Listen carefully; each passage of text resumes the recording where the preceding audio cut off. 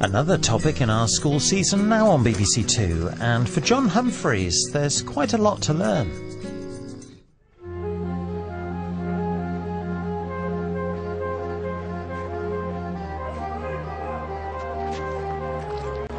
Our first day of it is full of this morning. Well, it's the gap between the rich and the poor, the haves and the have-nots, the class divide. The government's own report has concluded that Britain is divided by inequality in class from cradle to grave.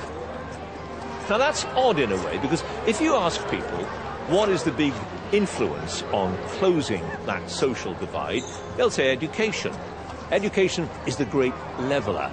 And Tony Blair, when he came to power, he was asked what his three priorities were. He said education, education, education. And we have spent a fortune in the past dozen years on our schools. Which raises the question, why is there this gap between middle-class children and children from a poorer background? What's going on here? Well, the Education Secretary, Michael Gove, puts it rather bluntly. Listen to this. Before they even arrive at school, rich, thick kids do better than poor, clever children, and then when they arrive at school, the situation as they go through gets worse. And schools, should really be engines of social mobility that overcome the disadvantages of birth. That's a pretty shocking indictment of our education system, but the evidence is there to prove it. The parent's income is an overwhelming factor in deciding a child's future success. So, in this film, I want to look at why there is this attainment gap between rich and poor children, and what on earth can be done to give the poorest a better chance in life.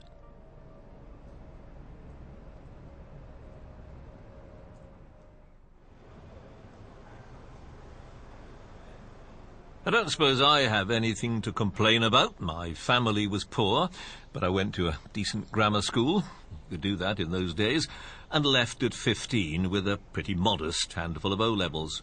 But that was enough to get me a job on the local paper, and all I wanted to do was be a reporter.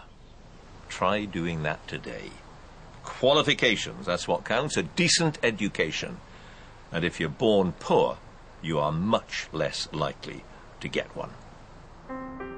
So, what can be done today to help children who, like me, happen to have been born to parents of modest means? You're doing it with the car.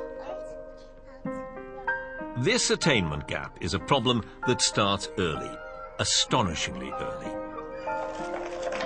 By the time they're 3, many children from deprived backgrounds are already a year behind children with richer parents.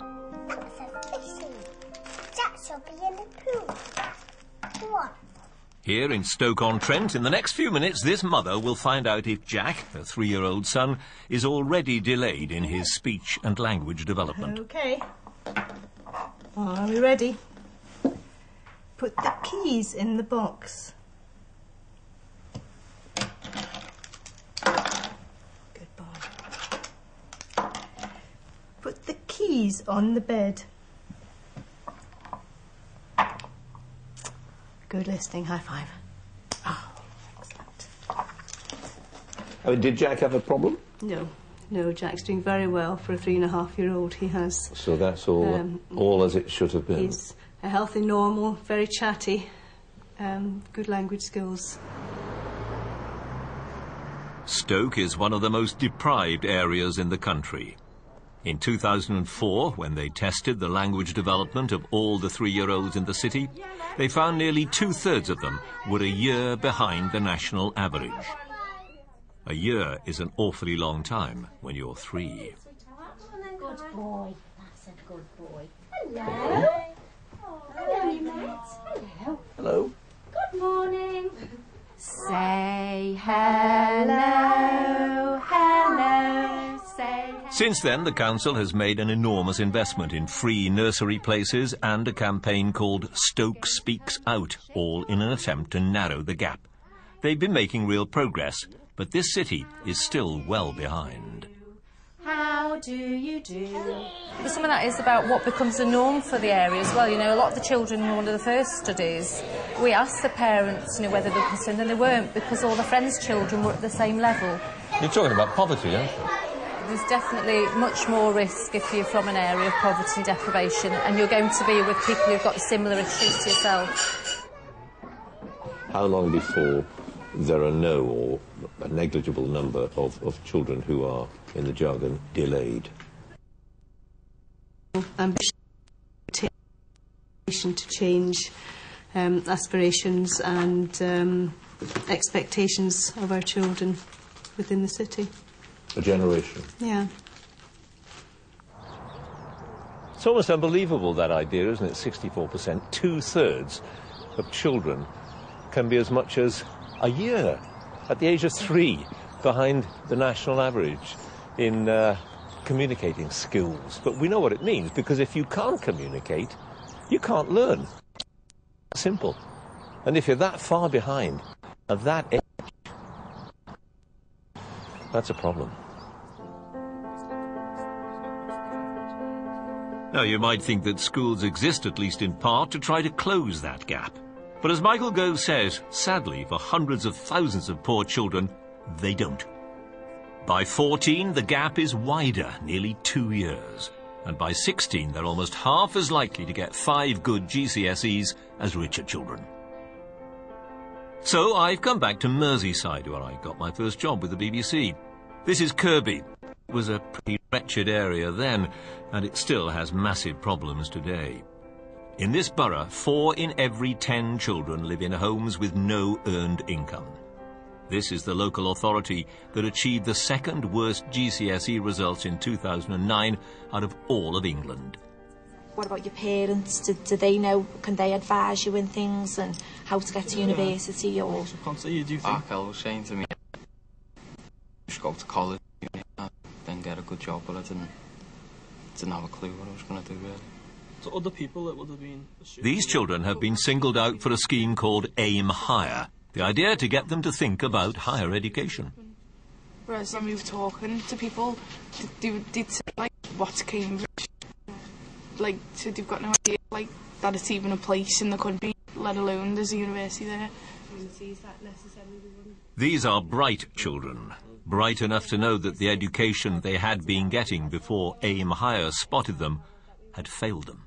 There's only 2 schools in Kirby now, and it's just everyone just rushes to get into one of them. So we've got everyone, and in some classes there's like 30, 35 of us all trying to learn one subject, and it's just not happening. A couple of years ago, what were your plans? What did you want to do when you left school? Probably go on as well. To be perfectly honest, yeah. But now I want to go to college and university. And what do you want to do then? Be a lawyer. In Robin's case, the mentoring that she and these other children have been getting under the Aim Higher scheme does seem to be working. Her aspirations have been transformed. But a note of caution here. The chance of getting into one of Britain's best universities is around 25 times greater if you come from an independent school than if you're one of the poorest children in a state school. You're saying that those people in Eton and Harrow and places like that have got more, you know, opportunities to move through the system easier. Why? Why is that? They can pay for private tutors and they like, get spoon-fed everything. Does that make you angry? Yeah, because like if they can do it, why can't I? If their teachers can stay through the whole of their school, why can't our teachers stay in our school? Robin has her own very clear idea of what is fair and what isn't. I wouldn't like to go to a private school to thinking that the kids in state schools wasn't like getting as much as I was, so it'd just be unfair. So what would you do, shut the private schools down if you were running the world? Yeah, I would. Would you really? I'd make people go to state schools. All of them? Yeah, so everyone has a fair and equal chance.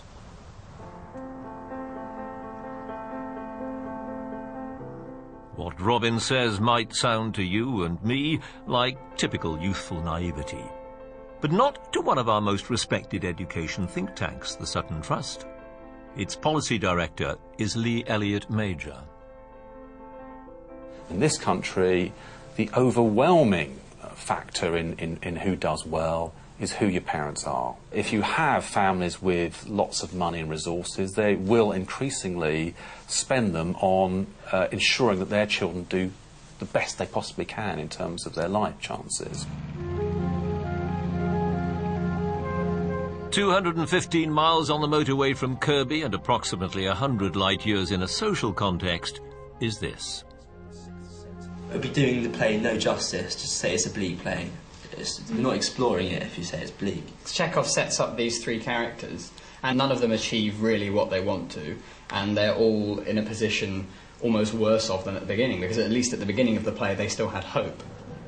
Wellington College, pretty impressive, eh? One of the grandest of our great public schools. And if you want to send one of your little kiddies here, it'll cost you the thick end of £26,000 a year. And what do you get in return for that? Well, you get these magnificent buildings. You get 400 acres of rolling Berkshire countryside, superb facilities, the best teachers, the best education possible.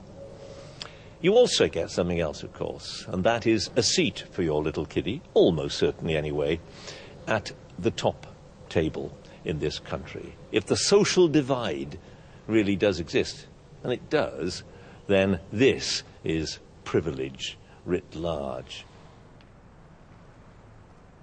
Anthony Selden is master of Wellington College.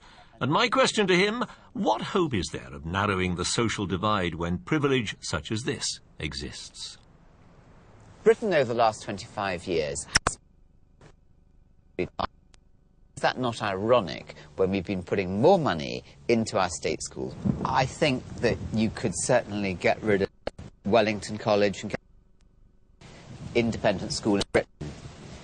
But what would happen, John, would be that new inequalities would arise. But here we are, in a deeply divided country. What I think is that divides are part of every society, if we are honest. All right. And I think the best societies try to minimise the divides and try and build bridges between the divides. And those divides are not lost on these students.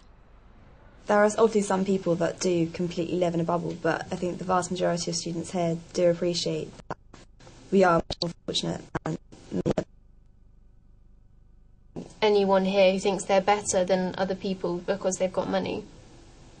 Our parents have worked hard for us to be here, and we've been given an opportunity that we have to take advantage of. Nor is it lost on their teacher.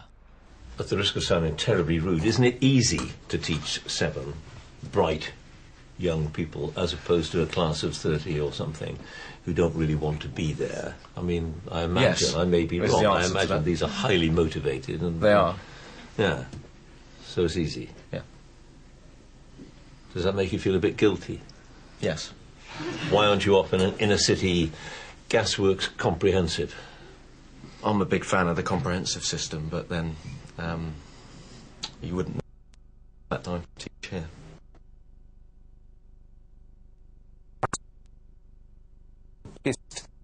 The gap between independent schools and state schools than any other country in the world. So we have a very powerful independent school sector, incredibly successful schools, and the state sector has a breadth of schools with maybe different challenges.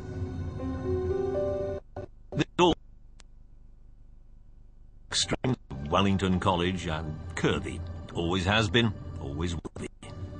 The real battle is being fought on the centre ground, the ground dominated by what David Cameron calls the sharp-elbowed middle class. He says he's one of them. I suppose I am. Maybe you are as well. And we've always held the advantage. And we want to hold on to it. Well, we would, wouldn't we?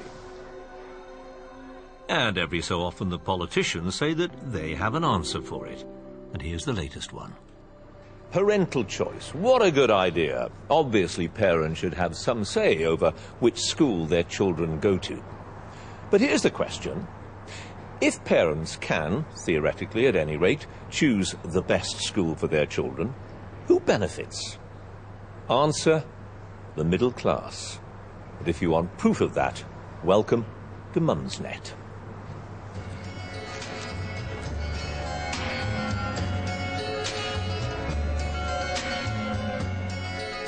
Mumsnet is almost synonymous with the cliched phrase sharp-elbowed parents. It's an online blog made up predominantly of educated, well-off, clued-up mothers. So, when I began making this film, I held what they call a web chat, supervised by the co-founder, Justine Roberts. Are you so unhappy with what's on offer that you will actually manipulate the system?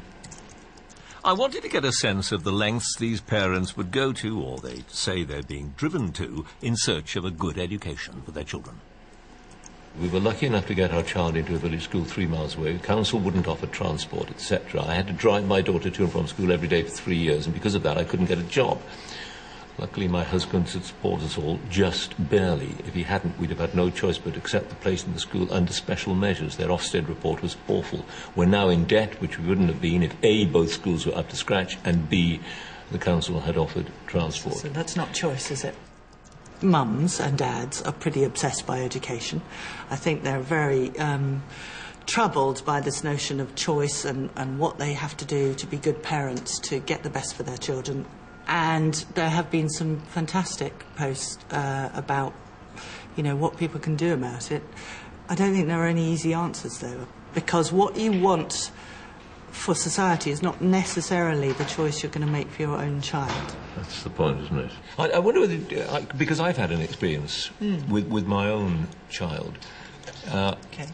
I live on the edge of a park, and if you turn left out of my house, you cross the park and you're within about 100 yards of a very nice state school. However, the authority said we couldn't turn left because the park isn't a public highway. We had to turn right, which meant a detour, and that put us too far away from the school.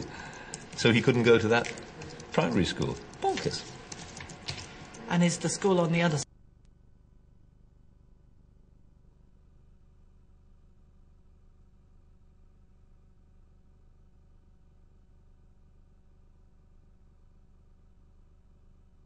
And go to the local state school, make the best of it we can, put all our efforts into it.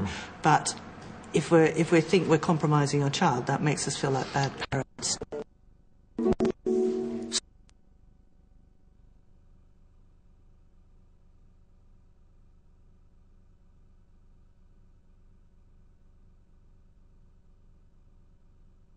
Ball of the Institute of Education.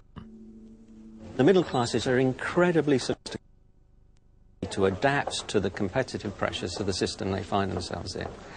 Most of the research suggests that most middle-class parents, and there are always exceptions, but we're talking about most middle-class parents, when they're thinking about choice of school, will be looking across a huge range of schools, often in a wide area, particularly in metropolitan areas, to find the right school for their child. And if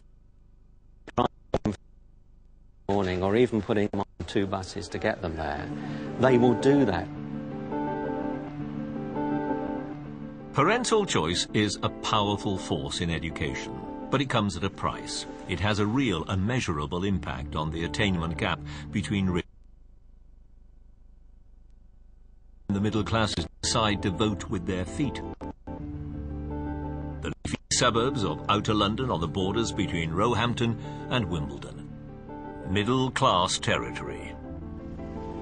But stand in the morning, as I did, at the school gate of John Paul II High School, the local secondary, and you'll see only a tiny number of the children arriving on foot from the local area. Most come on buses, shipped in from the poorest parts of other bits of London. We might all want to send our child to the local school, but it's got to be good. And if it isn't good, it very quickly gets a reputation. And then people say, no way. More specifically, the middle class, who do have more choices than people with less money. They say, not sending mine there. And then that escalates. It is a vicious circle. And this school is a victim of that phenomenon. The head teacher, Edward Conway, inherited a school with a history of failure.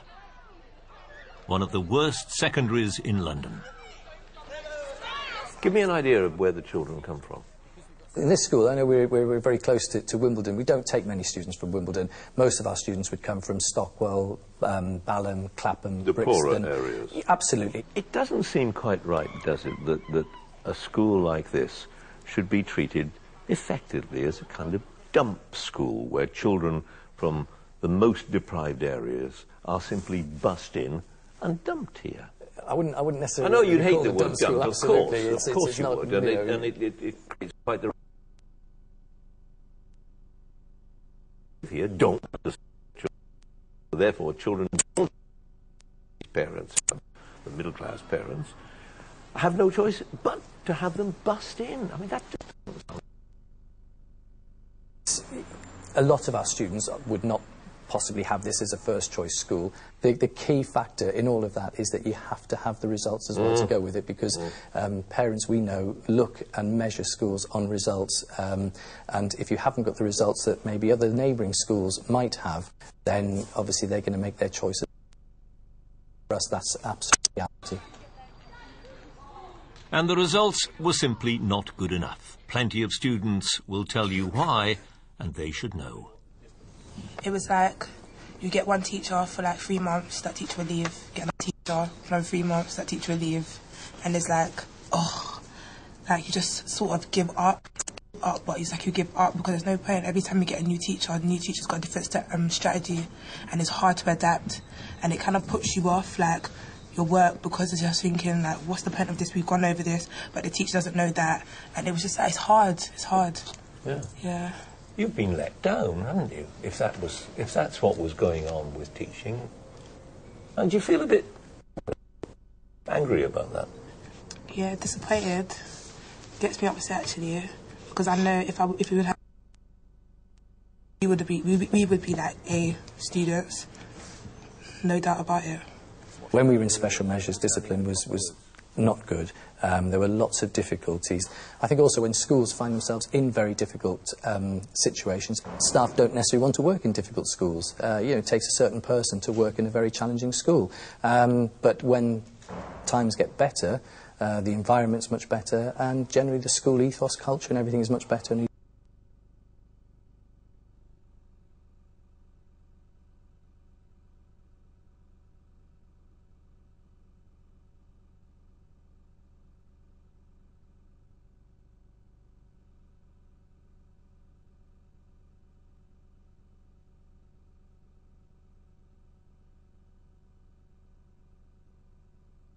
At G. I'm working with are struggling to gain a C, so they're CD borderline. So with these young people, usually the issues that they face is like procrastination, they concentration things, you know, related to their work ethic rather than their intelligence. So I do things like this to break away from the classroom and to make interesting, just more modern, make learning more relevant to their learning styles. What do we know about the minutes to marks ratio? How many minutes do we spend on each question? Depends how much marks. 1 mark, 3 minutes? 2. Double it. So it says 2 marks, 4 minutes. Okay, so right at the top, so you know. Okay? Are you teaching them, or are you simply teaching them to pass exams? I'm basically revising exams, and I'm like supplementing the teaching that already exists. So, which is completely focused towards an exam, so I'm teaching them to pass their exams. But even if the results do improve, winning back the support of local middle-class parents is still hugely difficult.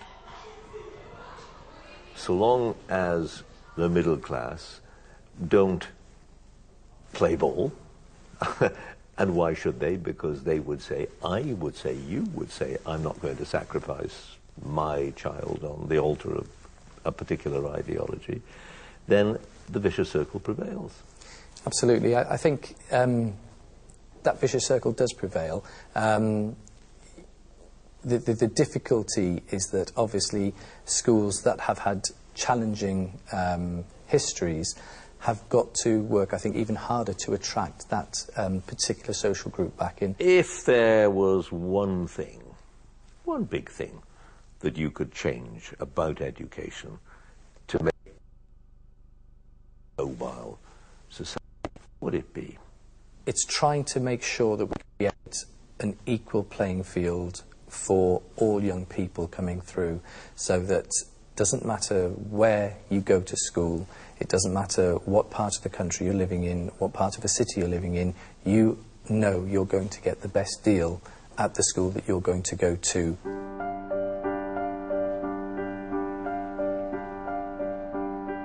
And if the deal at the school is not good enough, well, there's always private tuition. Always has been. But never before on this scale. And it's not just the wealthier parents forking out.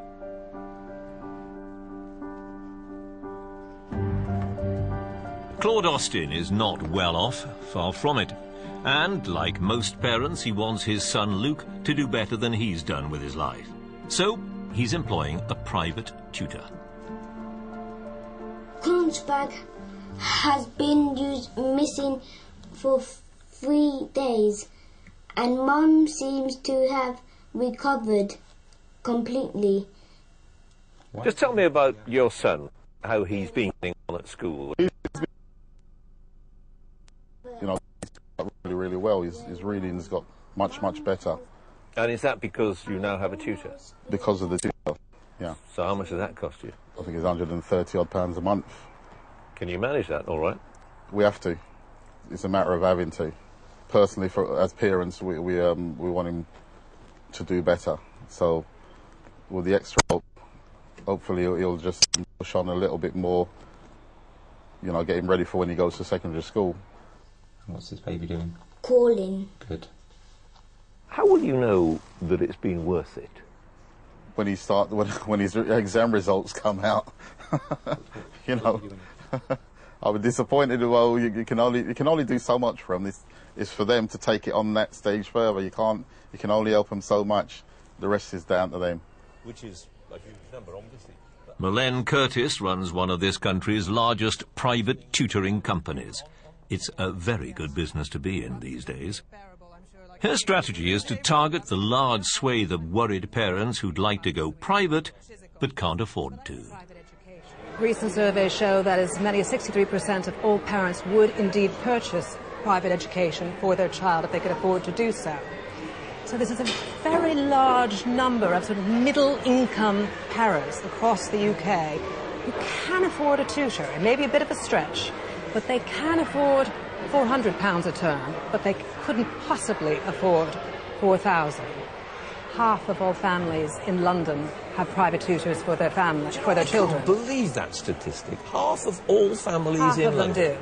And in the greater metropolitan areas, for example, in London. Are these children, are their parents, buying a better education or a competitive advantage? It's not buying advantage. And if you argue that it is, it's about giving them a ladder. But how is it not buying advantage? I think the term buying advantage has in it a sense of unfairness. It is unfair. If your parents can't afford it, you suffer. That's the world. That's the way the world is. They want their children to do better than other children. It's not so much a question now of have and have-nots. It's mixing and matching. Parents are combining state education with private education on the side, and that's really what's happening. It's become a fundamental part of British education nowadays. Someone referred to it as a shadow education system. So, a shadow education system used by half the parents in London, parental choice, independent schools. If you want to jockey for advantage, there are plenty of opportunities. If, of course, you have the money, the connections and the desire. And there are plenty who do. So, if we're really serious about narrowing the gap, what can be done? Here in Tower Hamlets, a very poor London borough, a school you'd imagine is almost predestined to fail. Good morning. Right. Good morning. Let's get lined up, everybody. Let's get lined up. Is 20.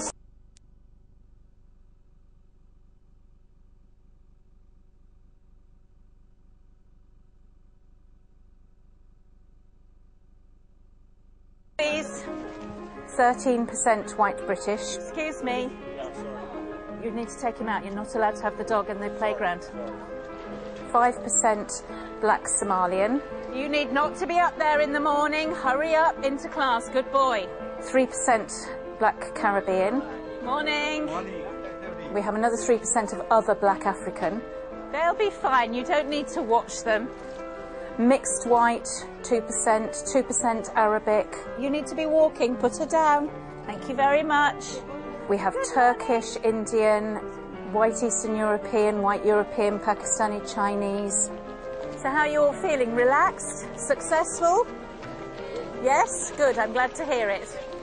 Greek, Vietnamese, Congolese, Nigerian, Hong Kong Chinese, Iranian, Kurdish, Moroccan.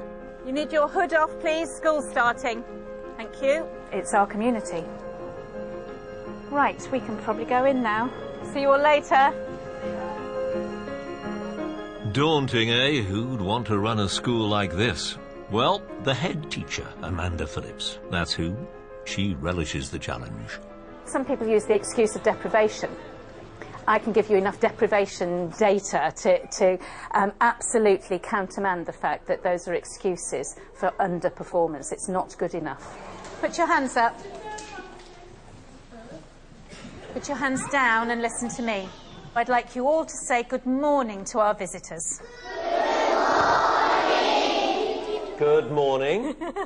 So who's the youngest here? If you're in the nursery, wave to me. Right, Hands right. down, wave to me if you're in the reception class.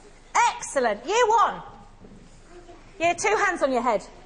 Ha ha. Very good. Give us an idea of the kind of problems that many of the children who come to this school bring with them. For example, at the end of our road, we have a huge park called Victoria Park. Lovely park. Which is extraordinary and has had lots of investment. We've visited families of children who are living on the edge of the park where their windows oversee the park. And those children at the age of almost 3 have not set foot in the park to look at the trees during different seasons. They have literally never stood on the grass of that park. That's right. It's not an experience that all parents recognise that is valuable for children before they come to school. Good morning. You're all standing there as if you're not supposed to say a word. You're being wonderful. You're as incredibly you good. Are you always as well behaved as this? Yes. Don't believe you. When you take children who've never been to the cinema before to their first film, the first thing that they do is scream when the lights are turned off, because if you haven't told them that, they don't know that that's going to happen. So every time you plan an educational visit, you are opening their opportunities to the world. Whereabouts are you going now? We're going to London Eye. You're going to the London Eye? Yeah. Are you? Yeah. What you won't have noticed is that these are all boys. Now you say, I have noticed that, yes. Nationally, That's across true. the country, some of our boys and young men are not doing as well as some of our girls and young women. So we've developed a project that encourages this set of boys to really, really engage in writing and in reading activities. And we're doing things with them that they really like on a practical level, and the from them, they've got to be able to write about it afterwards and be motivated to write and show us just what they can do. So in other words, you can't go to the London Eye unless when you come back, you actually write about it. Is that it? Writing is the currency to pay. Writing what? Writing is the currency to pay. Writing is the currency to pay? Yeah. Wow. Any assumptions that every child has all of the experiences at each stage of their development, and so we try to expose them to that. Now, one of the experiences that you had this year was to be taken to Cambridge University. Who would like to tell me the effect that that had on them? A lot of us, we weren't planning on going to university when we were older, but when we went into university, it inspired us to go to university. So then we could succeed in life, and that is kind of like, into university is like a secret door to being successful. And the children that you mostly mix with, do any of them expect to go to university, or do you think you're a bit different? No, I think university is very good because it helps us by 2 ways: from giving us a qualification, giving us more better jobs. And if you didn't go to university, you went to college, you will have a job, but the job wouldn't be good. And if you lost that job, you have a plan B, which is a qualification from the university to get you to another job. So basically, you have two plans. Yeah. So if one doesn't work, you've got the other. Yeah. Going to see Shakespeare at Regent's Park, going to City Airport to experience what it's like, listening to the sounds and the air change when an aeroplane takes off right in front of you. Those are the things that make a difference between being a good school and an outstanding school, because you have provided those gaps in experiences, and it takes teachers and staff to go the extra mile to be able to provide that. And it works. In its last report, Ofsted said Old Ford's results are in line with the national average and improving, a remarkable feat, it says, given the low starting point of many of these children. You're obviously doing something right here. Why can you do it when there are so many other schools that can't? Other schools can do it. But don't. It's about leadership and management. It's about having the right people in the right place. So being a head teacher is about leading teaching and learning and not accepting anything less than the very highest. But there are plenty of rubbish head teachers out there. They're just not up to the job. They shouldn't be head teachers. They're not doing a good enough job, and therefore they shouldn't be doing the job if they're not able to do it successfully. Amanda Phillips does it brilliantly, which is why the school is so successful. I was just saying to Tamara that one of the interesting things is that we have visitors on site today that you all know about, and no members of staff are absent today. I don't know if there's a correlation between the two. And it's no different. But there is sadly no head teacher factory out there churning out replica Amanda Phillipses. More is the pity. The standard of teaching is what so worries many parents. Sheila Lawler from the think tank Politeia is concerned about trainee teachers coming into the profession. Department figures say that around half into training for the B.Ed do not have 2 good A levels, and that they are figures which are I don't think can be disputed. They're not mine, they're the government's. So you're saying they're not very bright? No, I'm saying that the academic requirements are not very high. There will be plenty of teachers listening to you saying this sort of thing, teachers' union leaders as well, who will be outraged by what you're saying.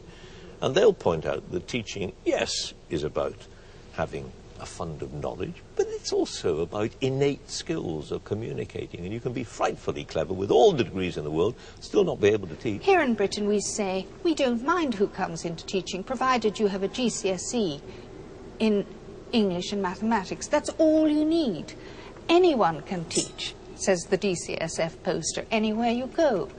And there's an entirely different idea of what a teacher does here.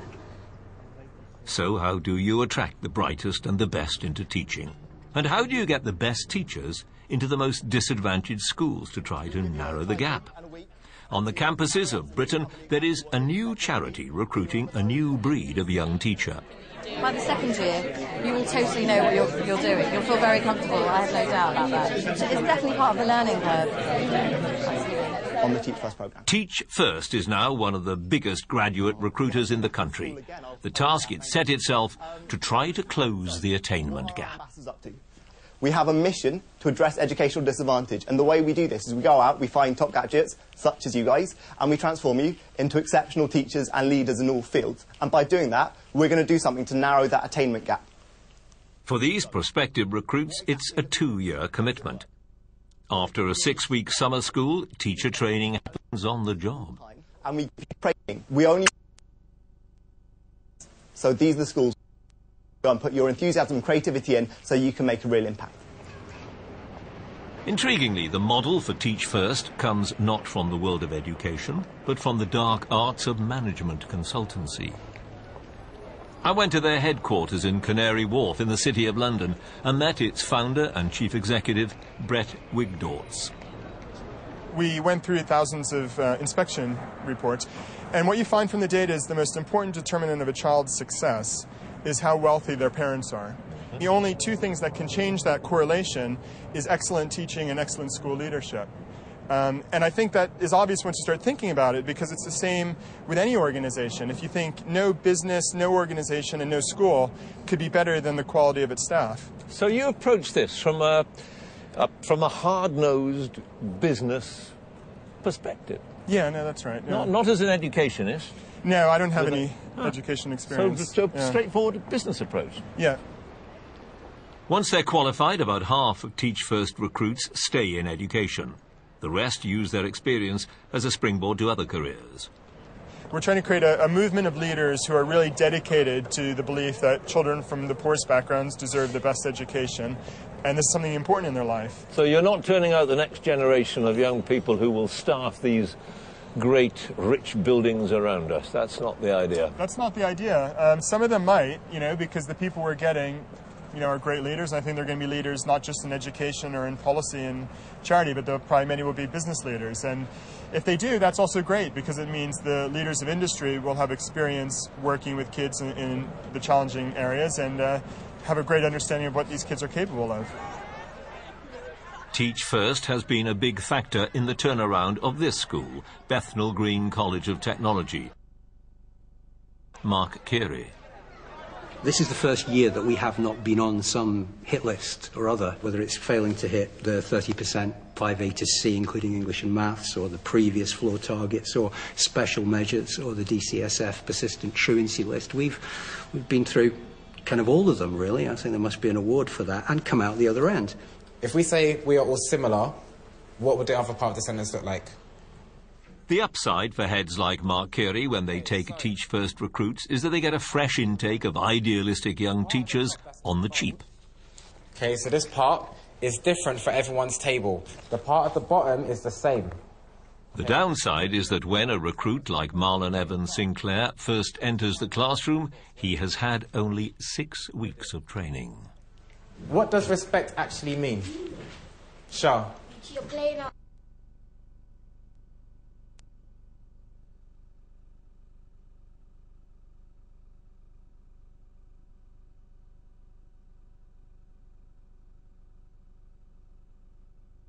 Difficult to teach. And you come along, fresh out of university, you've had 6 weeks to learn how to do it. I mean, 30 maybe kids like him in that class. And they're all looking at you and thinking, what does this guy know? Nothing. And they're right, you don't know anything. You could say I have no formal training, but I would necessarily...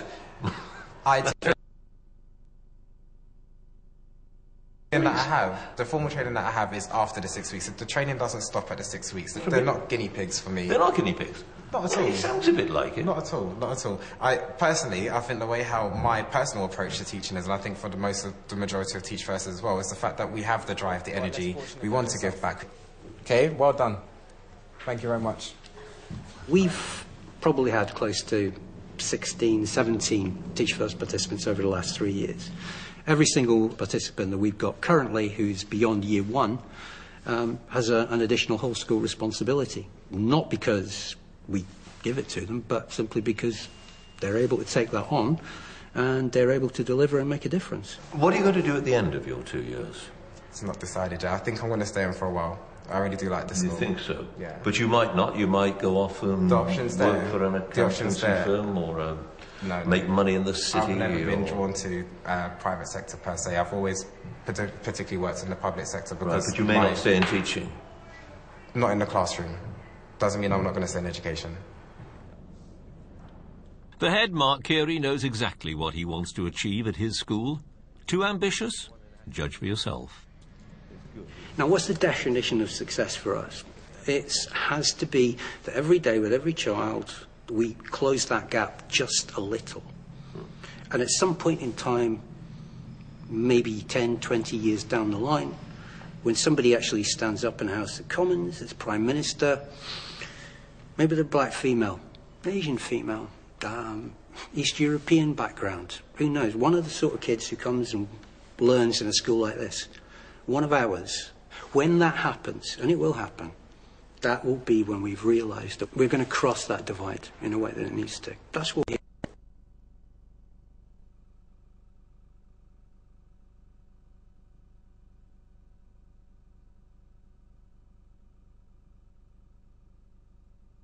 the children who need them most. But what happens if you try this sort of structural change on a much larger scale? What happens when the government decides, as the last one did, that some state schools should be treated a bit more like private schools, given more money and more freedom, and called academies? 15 years ago, this was the worst school in the country, or so the government said at the time, Hackney Downs. So they razed it to the ground, and they built a new one. They called it Mossbourne Academy, and Ofsted says it's one of the best in the country. An outstanding school. Okay, nice straight line, year sevens. Face the front, no speaking. Mossbourne is the flagship. The school some politicians love to visit and hold up. Morning. No speaking.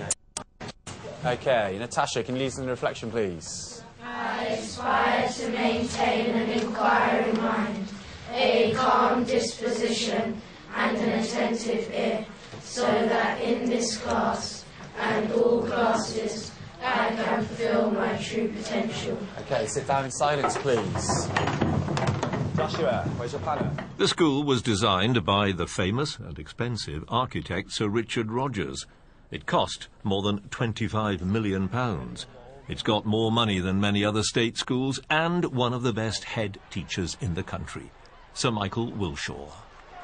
I have to say, when you approach it, as I did, from the direction I did, you think, God, it looks like a kind of IKEA furniture warehouse. It's like horrible. The blue and the yellow. The blue and the yellow. But it's...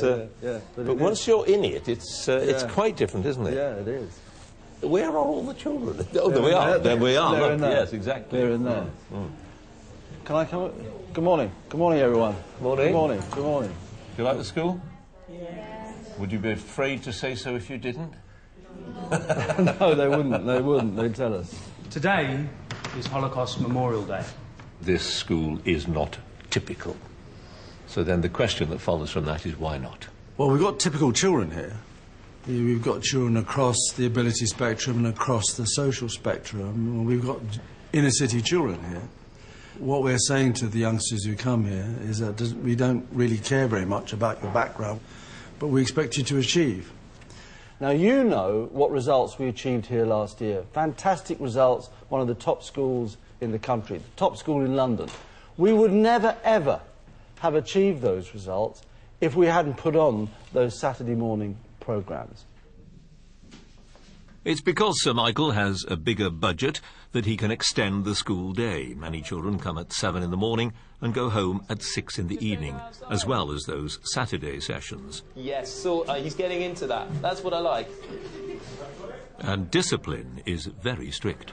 Why were you just telling that young chap off? What was he doing wrong? His tie wasn't done up properly, so I was just showing him how to tighten it up and make sure the knot's right at the top and he looks presentable and smart. What about this chap here with his tie? How's this tie here?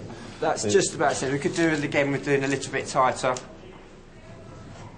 That's brilliant, thank you. So this is the GCSE who're just coming into assembly, so that's their assembly we'll go into now. Right. And they're being quite literally inspected. A bit too regimented? I wouldn't say so. Structure liberates these children, you know, if they come from unstructured backgrounds. Structure actually liberates them, gives them freedom to be able to express themselves and do well and be creative. Otherwise they get trapped in the chaos of what goes on around them. They see enough of that at home. People from other schools, they don't seem to understand. They think, how do you put up with such, you know, with such strict rules? And we just think, well, that's how it should be. That should be the norm. You know, we're not expected to fail. We're expected to exceed. You know, it's just be successful people. It doesn't matter where you come from. That's what the school focuses on. Do you think generally there's a sense amongst your friends who aren't in the school that you've had a bit of an advantage by coming here? Yeah, I think so, because we've had the opportunity to take part in sports such as rowing, which traditionally are sort of elitist sports for private schools. And that's what, for me, I've taken up rowing, and that's as a result of coming to Mossbourne. I mean, there's lots of drama activities you can get involved in, debating societies, and I think those are sort of things that enrich your life and make you whole as a person, I guess. So you feel kind of privileged? Definitely. Are you a social engineer? Do you think it's your job to narrow the gap between those who started out with nothing and those who started out with quite a lot? Quite definitely. Without education, a lot of our youngsters will be stuck where they are. My job and the job of people like me is to ensure we get children from poor backgrounds and do well by them so that they can achieve well and get out of the poverty trap and close the gap that you're talking about. Why can't other schools replicate what we're doing here? Because they haven't got your money. It's nothing to do with money. It's a lot to do with money. Look at this building. Well, the building helps, but it's only one part of the equation. The most important issues are behaviour, quality of teaching, the study support systems that we've got, communication with parents and so on. So there's no reason why the systems that we've got here shouldn't be replicated elsewhere in buildings which aren't as nice as this. And in fact, I did it in my previous school. It's not, is it, because you got such... And the students are in no doubt as to what is expected of them. From year 7, he said that Mossbourne's aim was to get 80% and above, achieving grade C to A star. And each year he said it, and it came like, it almost became like just printed in your mind that you had to achieve. It was a good thing. We knew that we were going to achieve something that maybe friends that were in other schools couldn't achieve. Some friends told me that a lot of teachers, as soon as they finished, they just wanted to go straight home and leave school. But with Mossbourne, it was different because the teachers are always around after school and before school and are always willing to help you.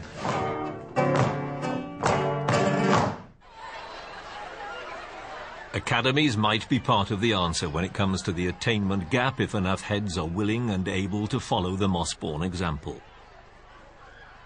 But this is the age of austerity, and even if they want to become academies, there's no massive building programme. Quite the opposite. Not that you have to have new buildings, or indeed have to become an academy. This is what is expensive.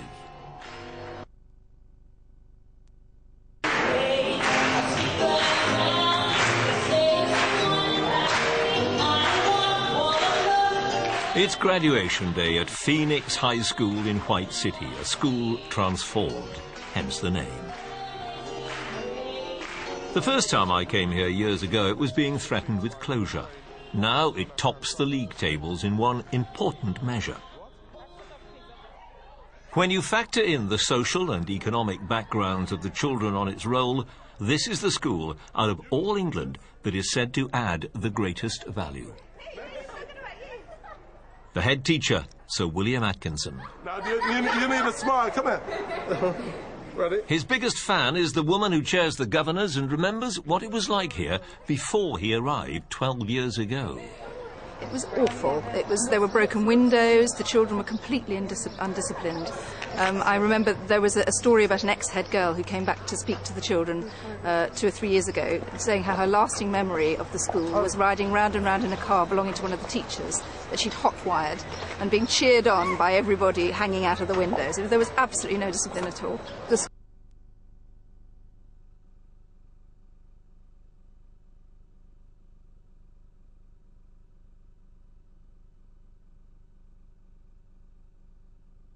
To the teachers, and also he raised their expectations. Every child that comes into this school is asked which university they would like to set their sights on. Most of them haven't even thought about it, because William says you will do that if you set your mind to it. You do have to wonder whether there are many other jobs out there tougher than turning around a badly failing school.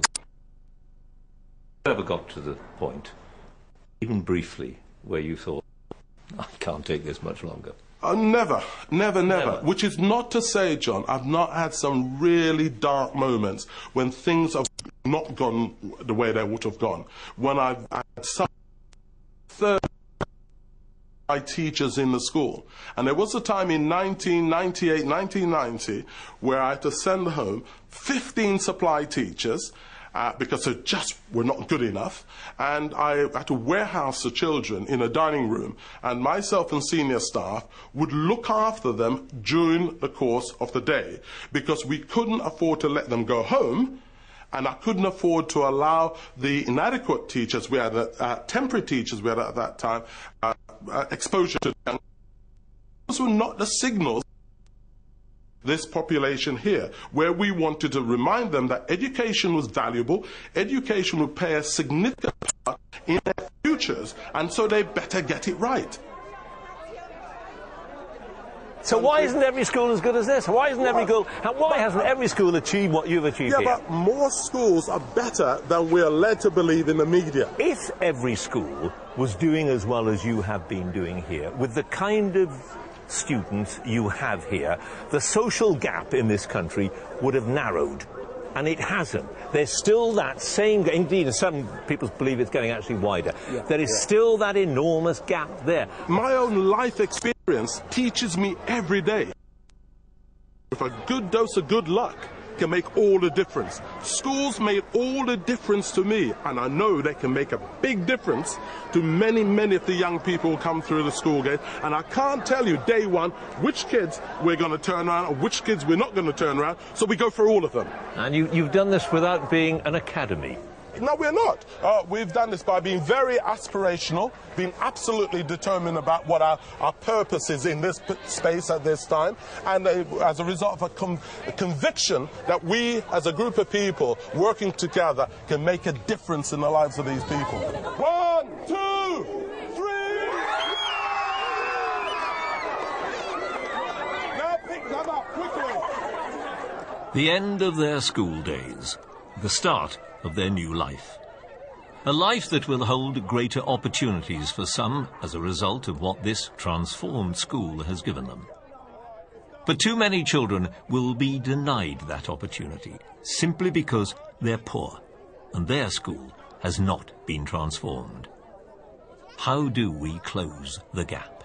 Well, I suppose we could shut down all the independents, but somehow I don't think so. That's not going to happen. Or we could try clipping the wings of the middle class in another way by stopping them hijacking the best of the state schools, but show